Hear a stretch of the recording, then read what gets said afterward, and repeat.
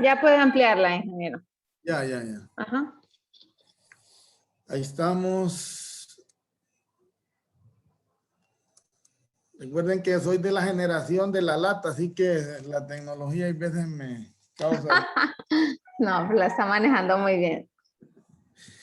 ¿Verdad? Entonces, para entrar así, el agrocote entra a lo que les decía que es la membrana polimérica, que se entra por la ley de Fick, que es, como les dije, son dos leyes: la ley de coeficiente de difusión, que es una medición de tipo integral, es una cuestión matemática, ¿va? Que nos permite medir o estimar esa fase de difusión. Y el otro aspecto es la acción capilar a través de la capa de azufre. En este caso, pues, los agrocotes no se ven influenciados por la temperatura. Los osmocotes sí. El osmocote, su fase de liberación está controlado por la temperatura ambiente. En el caso del agrocote, la temperatura no influye, sino que es la cantidad de polímero que tiene y es la ley de difusión. O sea, a mayor contenido, recordemos cuál es la ley de difusión, que el gradiente se mueve de mayor concentración a menor concentración. Entonces, el contenido salino del núcleo de cada esfera del agrocote, pues tiene sal, y la conductividad circundante que está alrededor de él es más baja, entonces por eso se mueve en la base salina de mayor concentración del núcleo hacia el ambiente que es menos salino. Y la humedad es la inversa. El núcleo es seco y por ende entra humedad de afuera hacia adentro del núcleo y sale por el mismo principio de difusión, ¿verdad? Entonces, para que entendamos un poco ese proceso, ¿verdad? Aquí lo vemos en forma más diagramada, que es lo que les estaba explicando. El agua penetra porque el gradiente de concentración es mayor afuera y menor adentro. Y el producto sale como una solución, porque va de una concentración salina mayor dentro del núcleo a una concentración salina menor al ambiente. ¿Qué ganamos con eso? De esa manera se controla la solubilidad y la disponibilidad del contenido en la solución. Por ejemplo, aquí, si en un caso tuviéramos una lluvia perturbativa, una cantidad excesiva de agua, vamos a perder el contenido de nutrientes liberado en ese momento. Pero la parte del núcleo va a persistir en el suelo. Entonces, dándonos lugar a que pasado mañana entra nuevamente la fase de liberación, no perdimos la totalidad del nutriente. Si hubiéramos aplicado un fertilizante de tipo convencional, sabemos que son de alta solubilidad. Vaya, por ejemplo, tocando de lo más usado, la urea, 9 libras por galón de agua, el nitrato de amonio, 18 libras. Entonces son dos componentes altamente vulnerables a la solubilidad. Condiciones que pueden ser o lluvias perturbativas o excesos de riego o prácticas de riego, por ejemplo, un riego por inundación o una lámina de riego muy alta pueden conllevar a la pérdida de estos elementos. El otro aspecto ahí que tenemos que ver es el aspecto de la salinidad. Sabemos que los fertilizantes, por ser sales, nos dejan huella de salinidad. Por ejemplo, una urea, tenemos que el índice de salinidad es de 75.4, el nitrato de amonio 104, el sulfato de amonio 69. El MOP, o sea, que es el KCl, el muriato de potasio 116, un nitrato de potasio 63, un sulfato 46. Mientras que un agrocote nitrogenado 18-25, ¿qué indica eso? O un agrocote 37-19 o un agrocote 43-E7. O sea, podemos bajar en el caso de las fuentes potásicas casi en un 1000% la relación de salinidad y en el caso del nitrógeno hasta en un 300%. Entonces, los fertilizantes también sabemos que cuando aplicamos concentraciones elevadas o de una sola vez, ese impacto salino provoca daño radicular. Si la mayoría de cultivos lo más que soportan son conductividades no más de 5 milimols o de decimel. Entonces, si nosotros sabemos que un milimol es 1 miligramo por litro de agua y estamos aplicando una concentración elevada de fertilizante, es fácil llevar concentraciones de 15, 20 milimoles o decimel a la solución que se encuentra circundante a la raíz. Entonces eso nos provoca quemas. y esa es otra de las ventajas que proporciona la tecnología de liberación controlada. Por ejemplo, ahí tenemos el ejemplo, un KCl protegido con revestimiento de polímero en la tecnología agrocote. Lo vamos a ver que la mayor conductividad que va a llegar va a ser a 2 milimols, ¿verdad? En el caso del KCl convencional, que es la línea azul oscuro, vemos que fácilmente llega a tener en un día, o sea, cuando estamos hablando de un periodo, de conductividad de 6 hasta 8, algunas veces estabilizándose, pero puede llegar a ser mayor dependiendo la dosis que aplicamos. En un periodo que va a andar en horas, ¿verdad? Entonces, eso es bien importante, pues que la parte de usar fuentes de fertilizante de control relief nos reduce el impacto salino en el cultivo. Aquí están las curvas de liberación dependiendo de las fuentes. Tenemos el agrocote 37, puede llegar a tener una longevidad hasta de 5 meses. Un 38 puede andar en 120 días. Un 39 puede andar en 80, 60, 80 días. Entonces, mientras que un fertilizante convencional, como lo aparece en la gráfica, en la parte morada, este prácticamente recién aplicado alcanza una solubilidad que no más de 15 días ya prácticamente se convirtió en solución y ese es su máximo aprovechamiento. Después de ese tiempo, si la planta no lo asimiló, factores de fijación, factores de lixiviación, volatilización, que pueden estar interactuando con el nutriente, pues se va a llegar a perder.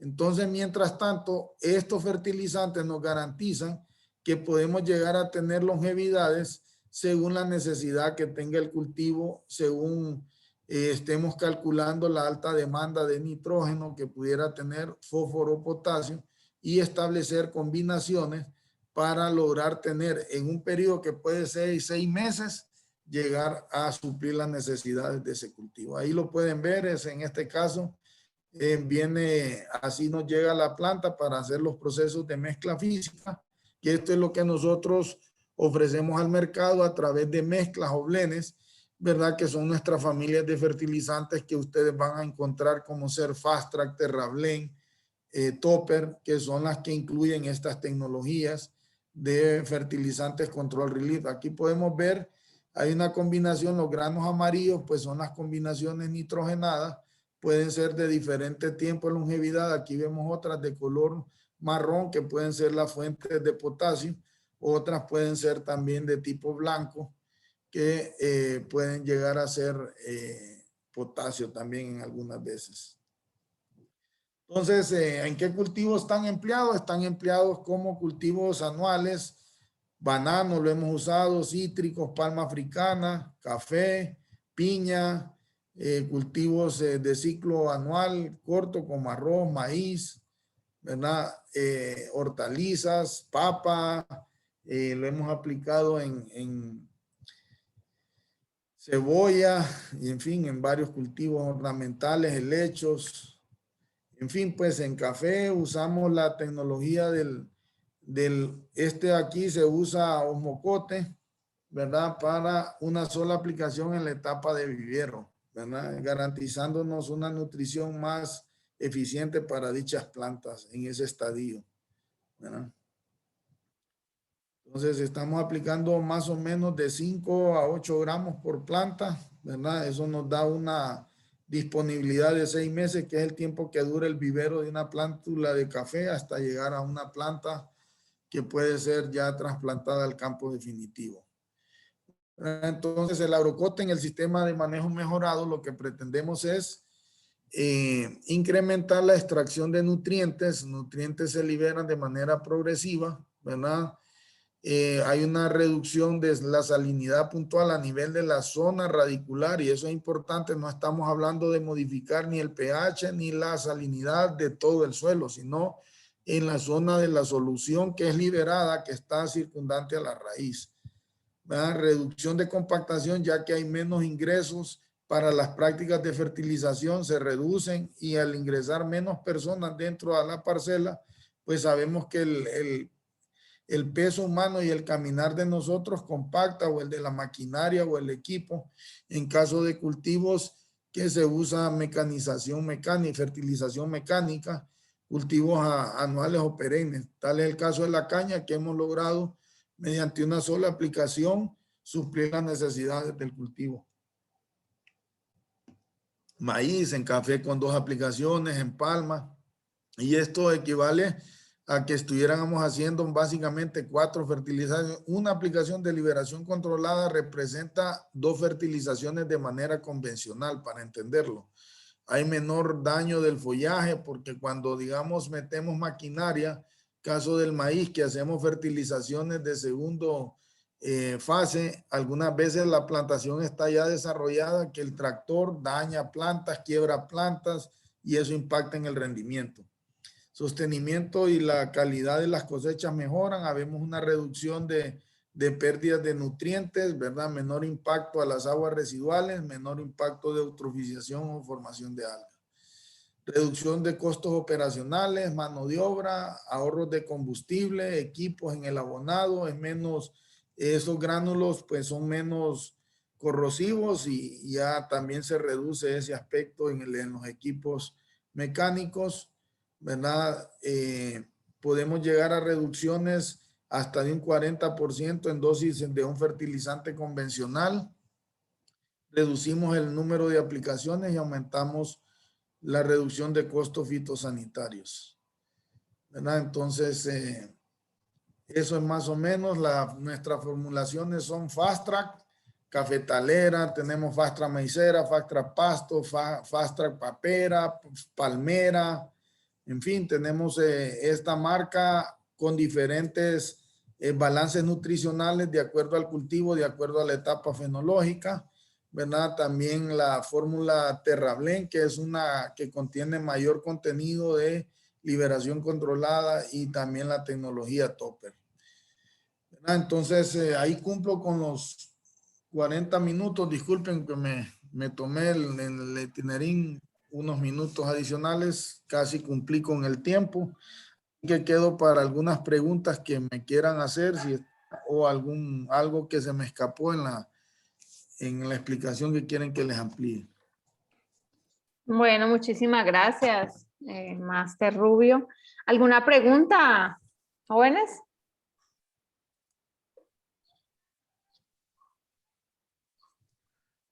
Todo entendido, todo. Dicen que cuando no preguntan, o todo se comprendió o no se entendió. No, muchas gracias, fue muy interesante la charla. Gracias. Gracias. ¿Alguna pregunta? Están tímidos estos ingenieros. Los colegas están un poco, pero no hay que quedarse con las preguntas. Cuando uno está en esa fase, buenos días. Buenos días. Ah, bueno, ahí hay una pregunta. Mire que estaba observando las imágenes, ¿verdad? De los fertilizantes y me surgió una pregunta porque miro que, por ejemplo, la fuente de potasio no tienen como recubierto con esta tecnología. Y la pregunta es la siguiente. ¿Todo el fertilizante como tal está recubierto por esa tecnología o solo es una parte? No, bueno, para aclarar, la porción del fertilizante está cubierta al 100%, porque si no estuviera al 100%, el aspecto de solubilidad no se podría preservar. O sea, entonces en las pruebas de calidad que se hacen, se garantiza que el 100% de las partículas sean aplicados los aditivos de revestimiento. Entonces, y el color del potasio no lo asocia al rojo. Muchas veces recuerde que el potasio hay fuentes blancas. Entonces, algunas veces la tecnología reviste el potasio de manera de un potasio que es blanco, no rojo. El rojo es el convencional, ¿verdad? O sea, no, por eso les aclaré, los colores pueden variar, pueden ser, algunos son blancos, otros son rojos, otros son amarillos. O sea, algunas veces hemos tenido problemas con la percepción porque el gránulo llegó de manera casi cremosa y la gente dice, no, ya no lleva liberación controlada. Pero aquí estoy hablando para que ustedes, que son profesionales, lo puedan identificar. ¿Cómo lo van a evaluar? Un gránulo de liberación controlada, si ha sido modificada la solubilidad, entonces lo colocan en agua. Pues si usted lo pone en agua, pone un gránulo y no se disuelve, ¿qué le indica?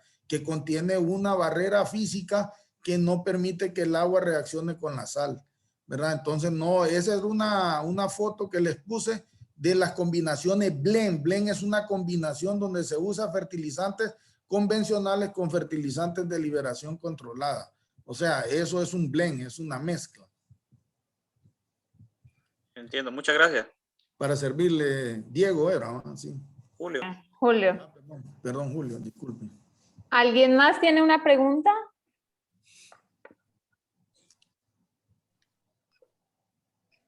Aprovechen Buen que día. se... Ah, bueno, aquí hay otra pregunta. ¿Cuáles son los efectos negativos de la conductividad eléctrica elevada en las plantas? Ah, muy buena pregunta. La conductividad eléctrica elevada es una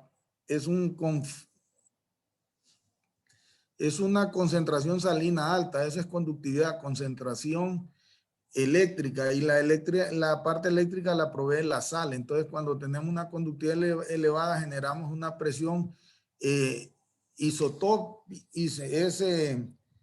isotópica a la célula. Entonces provoca la salida de compuestos de la parte interior de la célula hacia afuera, provocando la muerte celular. Entonces la quema de raíces, pues por efecto de la alta concentración salina, ¿verdad? Sabemos que un tejido, nosotros mismos, si yo pongo mi dedo en una concentración salina alta, mi piel se va a arrugar porque las células están perdiendo líquidos, y eso está contribuyendo a la deshidratación. Es una deshidratación forzada por el tema de la salinidad.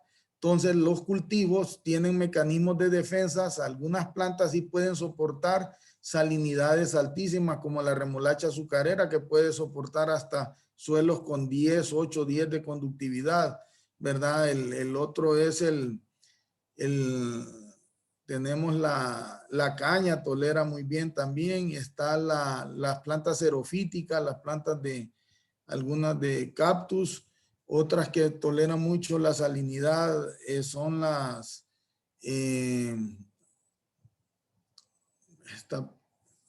que me escapa el nombre ahorita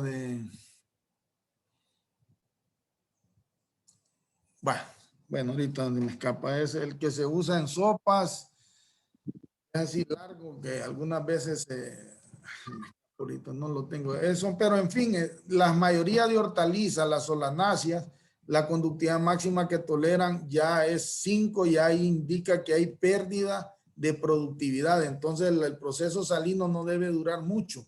Algunas veces cuando yo hago una fertilización de tipo convencional, tengo que estar midiendo qué impacto puedo elevar con esa dosis sin excederme de ese umbral de conductividad, para no impactar en la quema de raíces, que me va a provocar desarrollo de enfermedades. La misma pérdida de raíces provoca un estrés en la planta. Recordemos que las cofias de las raíces son los puntos donde se sintetizan hormonas de tipo citoquinínicas. Entonces, al matar los puntos de crecimiento, pues vamos a impactar en sí en la fisiología de la planta.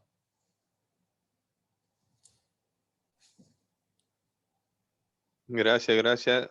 Usted mencionaba de igual manera que debía de haber menor conductividad eléctrica en el suelo para que el producto pudiera liberar los nutrientes dentro de él. De igual manera, la humedad, diferentes gradientes de humedad para que pudiera salir el producto. Entonces, ¿qué pasaría si yo aplicara este producto en suelos que son salinos?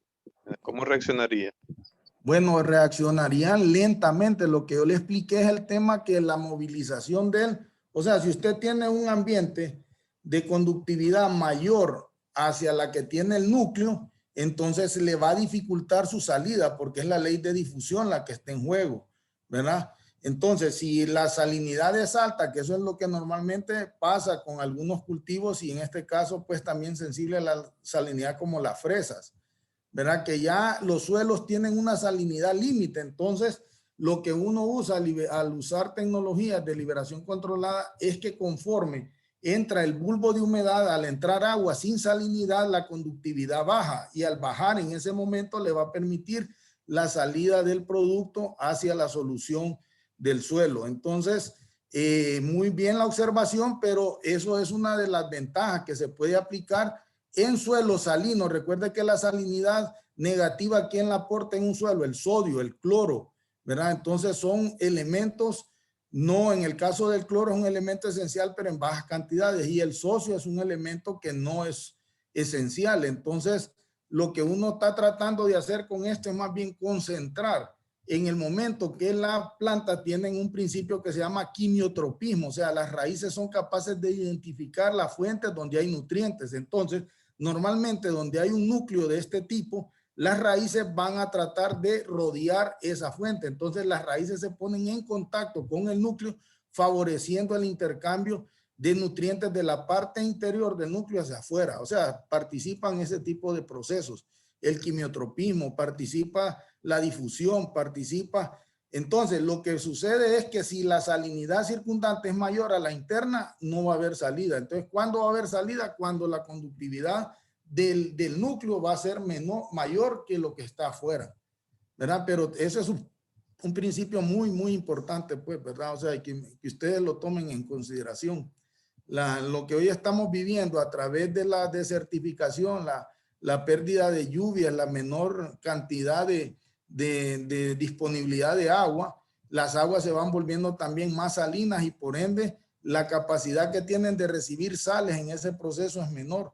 Entonces las tecnologías de liberación controlada, aún en sistemas de alta tecnología, son utilizadas, aún en medios de sustrato, con soluciones nutritivas balanceadas, se colocan fertilizantes de liberación controlada en algunos casos.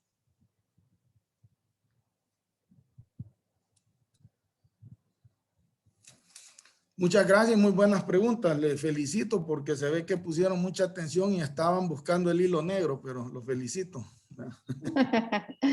Bueno, No, eso entonces, nota que los muchachos están tratando de observar todo eso y fueron preguntas muy valiosas. Pues el tema de la conductividad es muy válido, el tema de la salinización, ¿verdad? Lo está preparando bien, ingeniera. gracias. Bueno, muchísimas gracias. Esperemos que no sea la última vez que lo podamos tener por aquí. Nos vamos a poner en contacto a ver cuándo podríamos hacer la siguiente conversación y le agradecemos su tiempo. No, estoy para servirle, les agradezco. Espero que haya sido una contribución al acervo cultural de esta generación, de esta promoción que usted está manejando, y a mí como exegresado del CURLAM, yo me siento orgulloso de mi alma mater, ¿verdad? Y con orgullo llevo eso en mi vida profesional, ¿verdad? Así que los insto a que continúen, que se esfuercen y que siempre tratemos de dejar el nombre del CURLAM en alto, ¿verdad? Así que de mi parte, pues, como te mencioné, vamos a evacuar otros temas en tiempo y forma. Lo vamos a planificar, Samantha, posiblemente Claro que sí. para Guatemala de nuevo 2 semanas. Ok. A mi retorno podemos hacer una nueva sesión y a compartir lo que son los fertilizantes de los tratamientos de inhibidores, que sería el otro tema. Sí. Y después hablar un poco del tema de fertilizantes de liberación lenta, que están basados básicamente en la solubilidad natural de ellos, como le mencionaba, la legminita, los polisulfatos, los carbonatos, las enmiendas. Entonces, creo que invito a que vamos a tener esas 2 sesiones. Quedo comprometido con ustedes para seguirles apoyando en que entiendan y por lo menos ya saben cuando salgan al campo profesional, si llegan a hacerles una pregunta de liberación controlada, pues que ya no sea un tema nuevo para ustedes, sino que ya fue algo evacuado y que entiendan que eso es lo que está rigiendo el mundo y son de las cosas que se están posicionando mayormente, ¿verdad? La parte ambiental, la parte ecológica, de usar el beneficio de aportar nutrientes, pero dejando la menor huella ambiental o el menor impacto ambiental. Lo que queremos todos los profesionales, impactar en los rendimientos, en la utilidad de las empresas donde lleguen a laborar o lleguen a participar, o ustedes en sus propias patrimonios, porque algunos pueden tener un patrimonio agrícola, ¿verdad? Y pues ya estos conocimientos les generan un pequeño interés que pueden buscarlo en páginas, guías. Es una información pública, ¿verdad? La que les hemos compartido y pues estamos a las órdenes. Bueno, muchísimas gracias. Entonces lo estoy agendando más o menos para preguntarle por ahí por el 19 de julio, cuando Sí. regrese entonces de su gira. Y le agradecemos muchísimo. Estamos a las órdenes y felicidades, continúen y a seguir formándose como buenos elementos. Y felicidades a usted, ingeniera Muchas Samantha, gracias. por ese interés de llevarles a sus alumnos la participación en vivo, porque esto no es el que les habla, es una persona que está en el campo, que lo estamos desarrollando, viendo y haciéndolo crecer cada día estas tecnologías y es un reto. Pues actualmente Honduras es líder en la implementación de cerca de unas 50,000 toneladas de nuestro fertilizante que va al mercado, lleva el componente de CRF, y en Guatemala pues es el trabajo que estamos haciendo y con buen suceso. Así que pues no es un concepto tópico, es una realidad y son cosas que ya dominan el entorno de fertilización en nuestro medio. Ujú. Ok, entonces buen día para todos y hasta luego. Que tengan buen día. Bye. Buen día, muchas gracias. Muchas gracias. Gracias. Gracias, Master.